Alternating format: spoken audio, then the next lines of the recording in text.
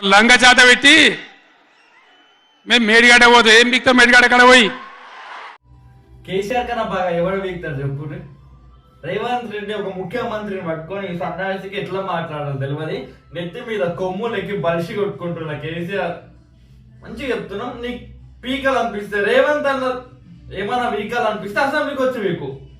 నీకు మరీ అంత పర్సనల్ ఇంకేమైనా వీకాలు అనిపిస్తే ఇంటికి పో. రేవంత్ అన్న అడుగు కాలు మొక్తో ఏ మొక్తో పీకుంటా అని చెప్పి వీకు.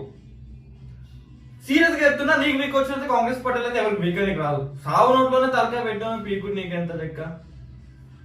మరి అంత పీకి కట్టలు కట్టేటప్పుడు నువ్వు ఉన్నప్పుడు నేను మేడిగడ్డ పోదాం రారా బాయ్ అంటే ఏం పీకిను? ముడ్డిరిగింది కాలు ఇరిగింది అని చెప్పి సాకులు చెప్పుడు తప్ప ఏం పీకిను? రేవంత్ అన్నను పట్టుకొని ఇష్టం వచ్చినట్టు మాట్లాడితే ముసలోడా నిన్ను బొంద పెడతాం.